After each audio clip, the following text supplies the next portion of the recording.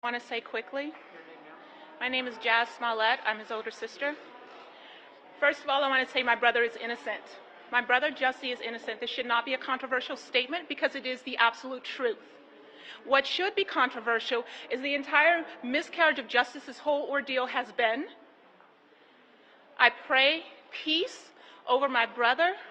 I pray the peace of God over my brother and all victims of oppression and hate. I pray that we can do better as a world. May the God of peace be with you. Shalom.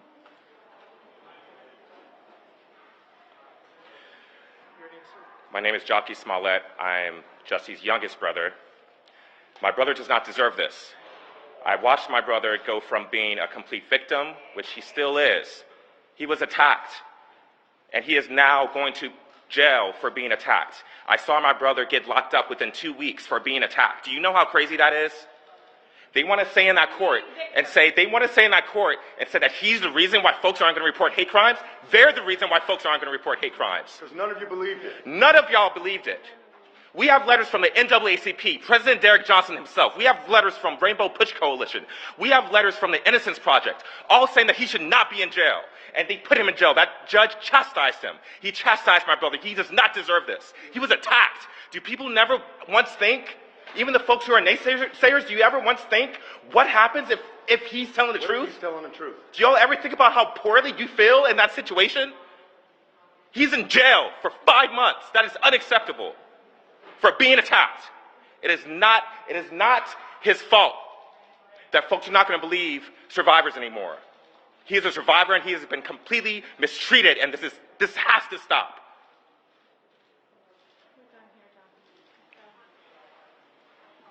Please do your investigative journalism work. I'm Jussie Smollett's grandmother, and it was a complete frame-up, and we have to stop young black men from being abducted into the prison system. You know it, and you guys got to do more investigative reporting, more investigation, okay? Thanks. Can you say, Molly, do you want his comments after the sentencing, the reiteration and repeat that he's not suicidal, and worried about what's going to happen to him in prison? Why do you think he said that? He just wanted to reassure us. He wanted to reassure us. So that was for you. He's innocent, okay? Like so many in prison that shouldn't be there. Get the white-collar guys, okay, who are really making money, who are really corrupt. We've got to do something about saving our democracy here so that we don't get another Putin, okay? I love you guys, okay? I'm a film person. My name is Nate Phillips, and I would just like to say, until the person who recently occupied the White House, the judge said that Mr. Smollett was accused of lying. Well, guess what? The man that occupied the White House was accused of telling thousands of lies. And as long as he remains free, Jussie should remain free. And power to the people.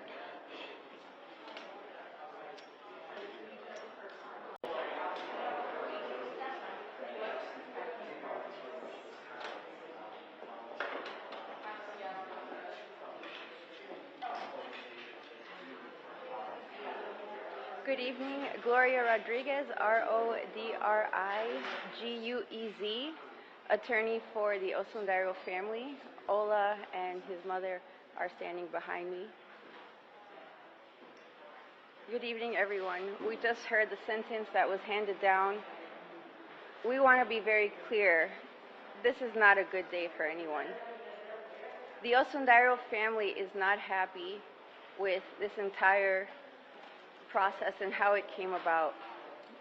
But particularly are regretful for their role in this whole thing. And they've maintained that since the first day. My client's mother is here. She flew in from Nigeria. She feels the pain that probably Jussie Smollett's mother feels.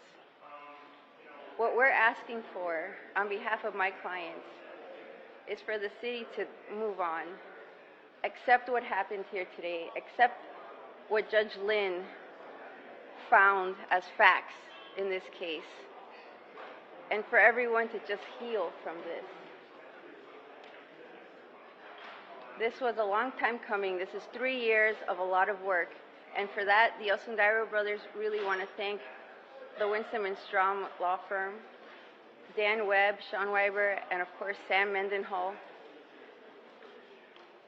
But it's time for them and for everyone else to really just move on and heal. 2019 was a year where there's a lot of political outcry. There's a lot of politics, a lot of tribe, factions. As my clients had told the press early on, they were not anti-President Trump. They were not anti-Trump supporters. They just lost their way being loyal to a friend, someone that they had love for, someone who they looked up to, and someone who betrayed them. But again, it's time to heal from that story. Bola is right now training with USA Boxing in Colorado. We had a chance to check in with him. He's also feeling very somber, as Ola and his mother are today. We want to thank the police department also for their work in this case. A lot was said about my clients that I just can't let stand. And one of the things that we really took issue to was about being a convicted felon. Ola stands behind me as a convicted felon. And what he did since then was get 2 degrees, including a master's degree. He runs his own home renovation business, Callow J. Homes. He's made what he has today better from that conviction, and we can only hope to convey that message to Mr. Smollett. Don't let this mistake define you. It doesn't have to. Make something good from this. Thank you to all the supporters of the Osundairo family and for the interest that all of you have had in hearing their story. They will give you that story when the time is right. They will peel back the curtain. They will give you the why, the what, the where, how they felt when they did this. They will give that to you when the time is right. But today is not that time. Today is not that time. But that day will come. Thank you to everyone. We will not be taking questions.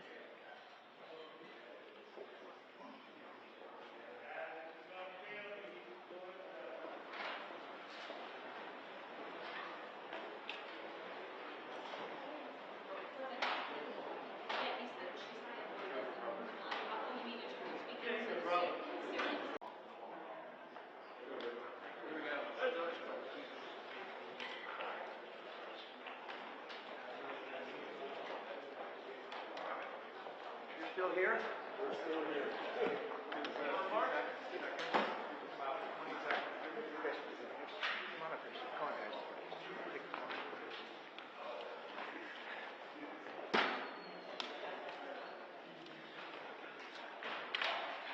You ready? We get more. I'll wait. Do I need to wait? Are you ready? Ready. Well, we just had and concluded a very important sentencing hearing on the Smollett case, and the Office of Special Prosecutor is extraordinarily pleased with the result today.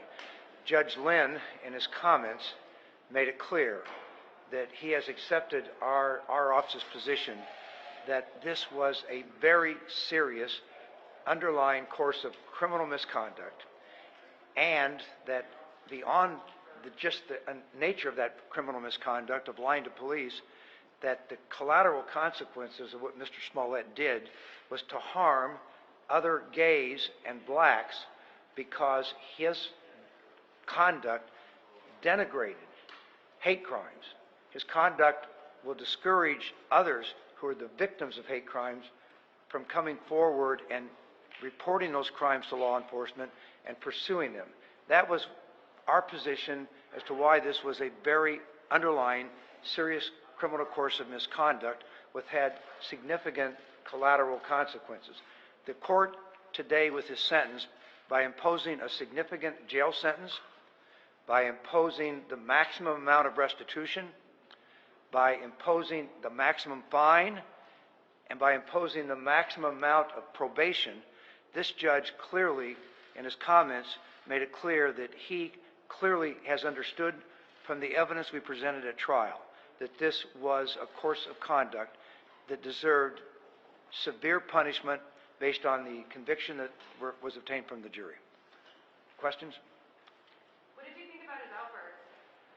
Well, I wasn't quite sure. I'm not going to interpret the outburst. I'm not going to interpret it. I don't know exactly what he was referring to, and I'm not going to interpret it. Are you surprised he's sticking to his story? Well, I made the point during my argument to the judge that I thought one of the critical factors that the court should consider in determining how serious the underlying criminal conduct was and whether it warranted jail time was an argument I made that this defendant, Jussie Smollett, has never shown to the city of Chicago an ounce of contrition. He's never once stood up to say, I'm sorry. He's never once stood up to accept responsibility for his criminal conduct. He has simply denied it, and denied it. So again, today, after he's now been convicted by a jury of 5 felony counts, after he heard a judge today excoriate his conduct as being reprehensible conduct, he still stood up in the courtroom and insisted that he's not going to ever admit or accept any responsibility for what he did to the Chicago Police Department or his violation of responsibility to other gays and African Americans, because it's made it hard for people to report hate crimes because of his conduct. His office sounds like they're definitely going to appeal. Will your office be working on that as well? Yes, the Special Prosecutor's Office is going to continue to handle the appeal. We're going to see this all the way to the end, and the answer is yes. Why did you feel confident not recommending the sentence? Well, here's my position. During the course of handling this case, the court system gave us an extremely experienced, competent trial judge. Judge Lynn, throughout this entire 2-year proceedings, after we returned this new indictment, Judge Lynn has always shown himself to be extraordinarily experienced and fair to both sides. And so as a prosecutor, I decided I did not want to step into his territory. It's the judge that has the exclusive responsibility to determine a sentence. And I decided as a special prosecutor, while I was going to strongly recommend jail, that I was not going to tread into his territory, that it was up to him to decide the appropriate amount. I thought it was the right way to do it, and I do believe that based on the sentence that we just received, that Judge Lynn clearly understood exactly what had happened in this case. He understood the serious course of criminal misconduct by Mr. Smollett, and he imposed basically an appropriate sentence in my judgment based on the conduct that occurred in the case. Did you find this to be a difficult case? Well, the case is difficult in the sense that, when you take on a case as a pro bono prosecutor and you're not being paid for your time, you don't know how long it's going to take. You just don't know. But it turned out that this has taken a long time. My firm made the commitment that we're going to do it, and we've done it. We're going to see it all the way through appeal. Okay, you all have a good day. Thank you. Kim Fox has put out a statement. She's saying this is a damaging, costly, and disingenuous criminal prosecution.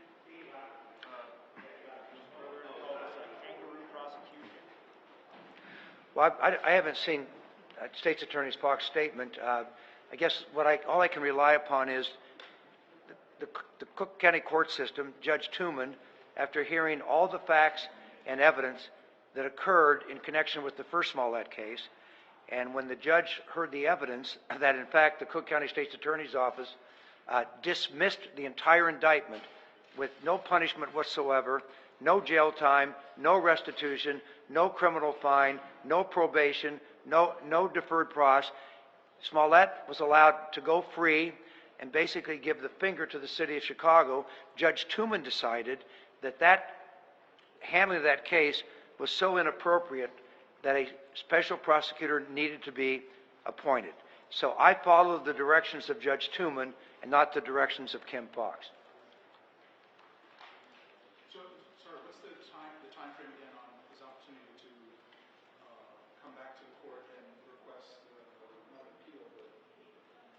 I'm sorry, I'm not sure if I understand. Can you challenge the sentence? Well, that may become part of the appeal.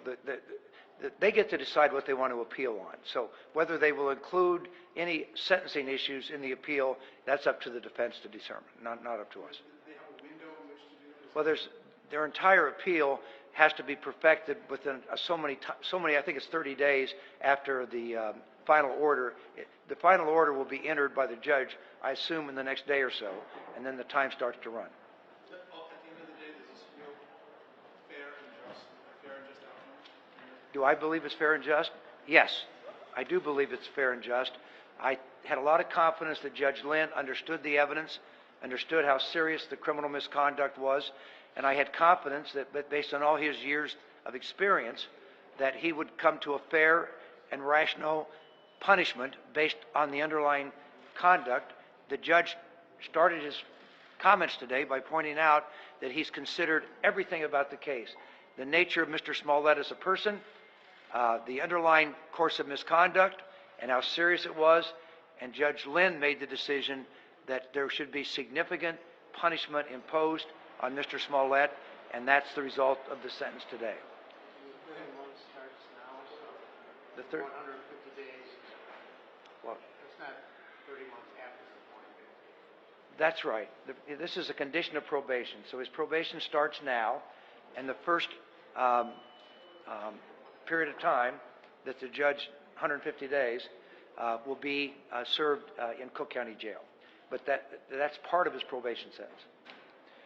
Okay, have a nice evening. Thank you. What he's saying about suicide, the interpretation of that is that he's in danger in the jail. He wants everyone to know that he didn't kill himself.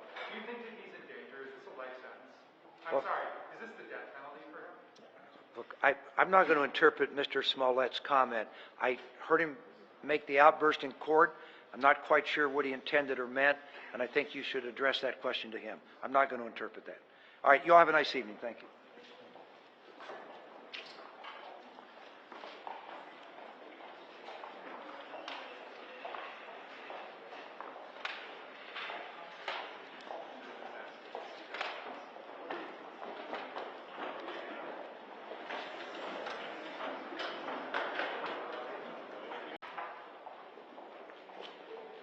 Stand here? Okay. The one's there? Okay. Sorry.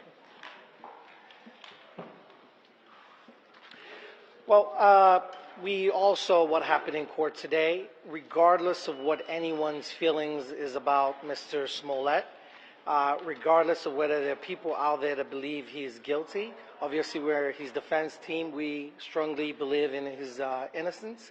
And all I would say is this sentence today calls attention to what black people in the United States have been complaining about for a long, long time. The NAACP letter that came in to Judge Lynn reminded him that black defendants convicted of a felony were more likely than white defendants to be sentenced to prison at 57% and 39% respectively. I also pointed out to Judge Lynn a recent decision he made, 2019 case, case number 19 CR 0139401, a domestic battery where the defendant had a prior. And Judge Lynn gave that person 2 years probation for a crime of violence. So the question has to be asked, regardless of how you feel about Jussie Smollett, is it fair what happened today? And the answer is absolutely not. This is round 2 of sentencing. Round 1, Jussie paid $10,000 fines to the city of Chicago, and he was made to do community service. The sovereign, which is the state of Illinois, entered into a contractual obligation with him. He specifically performed his part of the obligation, and they did not. They brought back the charge with a special prosecutor. You can change the agents, but you cannot change the principal. And that special prosecutor has now prosecuted him, gotten a conviction, and now he's being sentenced on top of the $10,000. And now he's being told he has to pay $120,000 something plus fines of up to $25,000, and he has to do 30 months probation. On top of that, his career has been negatively impacted. So regardless of where anyone stands in the aisle as to where they feel or how they feel about Jussie. The question is, isn't that beating a dead horse? Isn't that going too far? And it is going too far. All right? So right now, for a Class 4 felony, I've been doing this for a long time. I'm a criminal defense attorney and a civil rights attorney, and a former prosecutor. I have never seen in my entire career as an attorney, and none of the other attorneys here have ever seen a situation where a Class 4 felony gets the same treatment as a violent offense. In fact, I would say I've never seen a violent offense get this much fines. And so my message is this: if there's anyone that doubted, you know, a few weeks ago we were inundated with media video of police officers arresting a black kid who was fighting with a white kid. And there was a lot of talk about double standards. And if there's anyone that has any doubts about the double standard that exists in the criminal justice system, I'm not saying all judges, there are a lot of progressive judges out here in Cook County, and I'm very proud of that fact. But if there's anyone that has any doubts, today should be a reflection of that. This sentence was a disparate treatment towards the black man, and that's my personal opinion. And I don't want to speak for everybody on the team, but I'm sure they have their own opinions too. In addition to that case that I mentioned, Judge Lynn recently in 2021, last year, someone got 24 months probation for narcotics. And we have a major narcotics issue in the suburbs, the heroin crisis, and they're getting probation. Someone got a Class 4 offender for a gun case, got 2 days in jail. And we all know Chicago has a major gun problem. And so regardless, again, I ask everyone, you might be sitting down there thinking, shame on Jussie for doing this. That's okay, that's your opinion. But is this fair? And the answer is no. I will never forget one of the things my client told me before we walked in here, as we walked in. He told me, I believe this judge is going to give me jail. And I asked him why, and he said, because I'm a black guy. No matter how successful I've gotten, I'm black. And I remember looking at him and saying, Jussie, no, I have full faith in the judicial system. This is a low-level Class 4 felony. And unfortunately, one of the rare occasions my client proved me wrong. And it's just disgraceful. And it's a shame. And maybe this is why we need more minority judges, right? So for people who understand the community, this was very disrespectful. The NAACP wrote a letter. Black Lives Matter, Innocence Project wrote a letter. Imploring the judge, telling him, offering up their services to monitor the community service if he was to give any, and he did not. And again, this is my personal opinion, and I'm obviously very, very disappointed. It was a very nasty sentence, and of course, we're going to be appealing this one. Okay? We're going to have a discussion with the family, and we'll make that decision sometime tomorrow. Okay? The one for the domestic violence that had a prior, he was white. We weren't sure about the gun case because we couldn't look that up in the system. We couldn't get a good read in the system. But this system, just to be clear, obviously I don't know these cases personally, but the reflection from the clerk's program, the computer system, showed that this individual was white for the domestic case. But they were both Judge Lynn? In the narcotics case, though, and Judge Lynn? I'm sorry? Yes, so yes, correct. And I made a filing yesterday, and that filing is in the court system. And in the filing, I listed everything, and Judge Lynn read it. And of course, I'm sure if he felt he wasn't part of any of the cases I listed, I'm sure he would have made a comment about that. You know, listen. I know it's very awkward. A lot of I'm sure there are some attorneys out there saying, Nene, you know, just keep it walking, keep moving. But as a black man, I'm personally offended by the sentence, and that's the truth. I have nothing to lose saying that. Very offended by it, and for everyone, deracialized people out there who don't care about skin color, who are white, who are progressive, this should be offensive to everyone. It's not fair. It's not right. And again, I'm not here jumping up and down. That time has passed about the verdict and the jury's verdict or whatever. But I'm talking about the sentence. It's wrong. And anyone who is a lover of justice and fairness should be appalled by this. I mean, right now, the city of Chicago has still yet to return the $10,000 fine. That's already done. I mean, how much? You know, soon they might be asking for the guillotine. So I mean, this went too far. I'll let.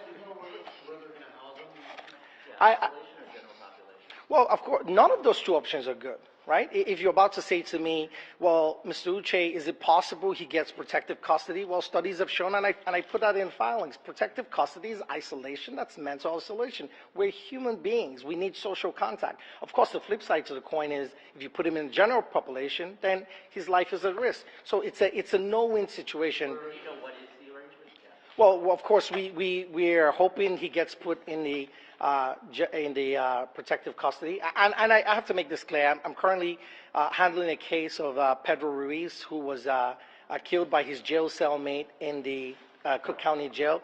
And again, as a former prosecutor, I know most of the sheriffs, and they're professional. But I have to say, if anything, of course, happens to Mr. Smollett, they don't need to be told, because they have a lawsuit with me right now. I would sue the jail. So I expect professional conduct. I expect him to be protected. And it's just a shame that we're talking about this right now. You haven't been told he will be protected. There's no guarantee, but I am going to impress upon them tomorrow morning via communication that they should house him. Obviously, they should. He's high profile. He's received a lot of attacks. All you need to do is log on to various media, social media forums to see some of the nasty things being said about him. And of course, someone like that should be in protective custody. What do you make of what he was saying as he was leaving? I mean, he spoke about his safety. Can you characterize what did he mean? Well, just to be clear, Mr. Smollett wasn't saying, I don't want people to think, well, is he going crazy? Why is he yelling? I'm not suicidal. He was doing it for a specific reason, because let's be honest, you have the Epstein situation where he was found dead in his jail, even in protective custody. Now, I don't know what happened in that case. None of us were there. And to my knowledge, an investigation or something was still going on with that. But what Mr. Smollett was concerned about was, what if he turns up dead in protective custody? He doesn't want people to think he killed himself. And you know what? I can't blame him, because I have sued a lot of jails for unexplained deaths. Okay? Can you talk about how you're going to be appealing the sentence and you're going to be appealing the verdict? Yes, it's going to be, again, I want to be very respectful of the family, because we're going to have a talk with them about exactly what we're going to do. But at this time, I know Ms. Waddell and Mr. Allen want to say something. Yeah. Are you guys talking? Yeah. Court TV's here. Okay, that's fine. Wait, I know. But, okay. Hello, I'm Shay Allen. I'm one of the attorneys on the case. And I would also echo everything that Ninye said. We're very disappointed by the sentence. It's a shame. It's a travesty. I'm a native Chicagoan, born and raised on the south side of the city.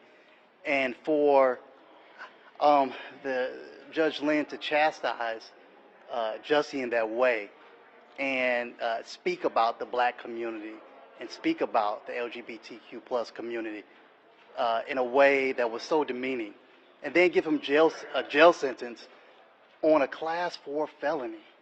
I've been doing this a long time. I've dealt with murders. I was a prosecutor for a long time. I've never, ever seen such a harsh sentence on a Class 4 felony. I deal with many cases where officers come to court and lie, victims come to court and lie. Many people call it test of lying, because people come to court and lie. Are they prosecuted? No. When we catch officers in lies in court and they prosecuted, no. We just get, good job, not guilty, you go home. Nothing happens to the officer. But in this particular case, this has become the crime of the century. For what? Because everyone, I guess, all of a sudden is appalled about something that is so minor. There are much more significant problems than this city has.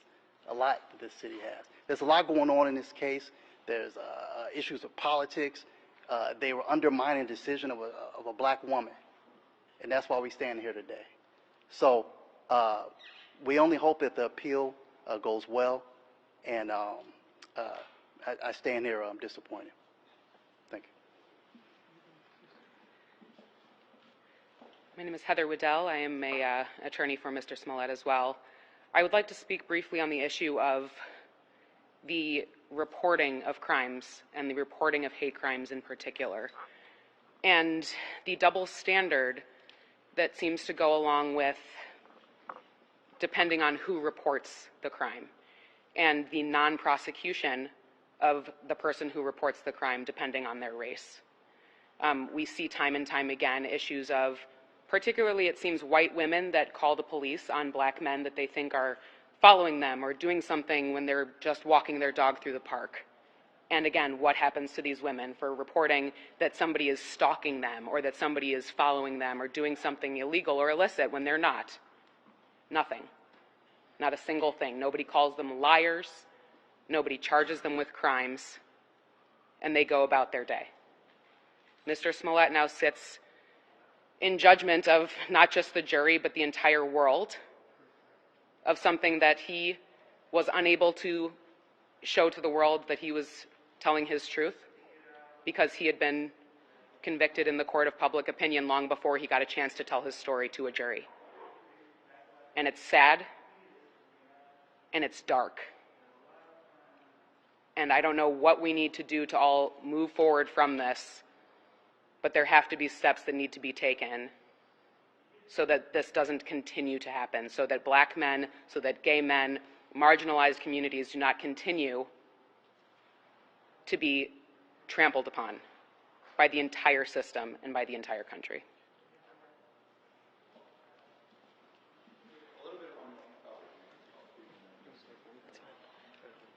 My name is Tamara Walker. I'm also one of Mr. Smollett's attorneys. And the issue that I want to talk about is how this case was tried and convicted, unfortunately, in front of you all, by the mainstream media, by comedians, by late-night talk show hosts, before it was even set for trial. You also had, in this case, which was highly unusual, the former police chief going on to the talk show circuit and making his opinions. A lot of them were actually erroneous, not based in fact, but he presented them as fact. He presented them as if Mr. Smollett should be ashamed when all of us, this is a constitutional right that we enjoy as Americans, all of us enjoy the presumption of innocence and the right to be proven guilty, but that's not what happened in this case. And it was almost impossible to shake that when you have a police chief going on national television convicting someone who's never set foot in a courtroom. You tie that into the disparate sentencing that black men experience. You tie that into, we'll call it the Central Park Karen, because I think that's the most famous case with the Central Park birdwatcher, where she made a false complaint. It was no doubt about that. But where was the prosecution? And here you have 150 days given. So as Mr. Allen pointed out, not only have we not seen this, but 150 days in Cook County Jail, in addition to probation, in addition to restitution, in addition to $25,000 fine, when he'd already done community service and paid a $10,000 fine. When is enough? Enough. It's time for us to start to actually heal. And I know Judge Lynn referred to Mr. Smollett's actions as damaging the healing this country has done or starting to do. I'm not sure where that came from. What I do know is we have a lot of work to do. I have 2 young sons, and it's very important that we get this work done so that I'm not talking about this in 20 years. Thank you all. Thank you, Tamara. Can you clarify something, though? So Sure. It's 150 days, and that's part of the 30 months, right? It's Correct. not 150 plus. Correct. Okay. Yes. Thank you. Thank you.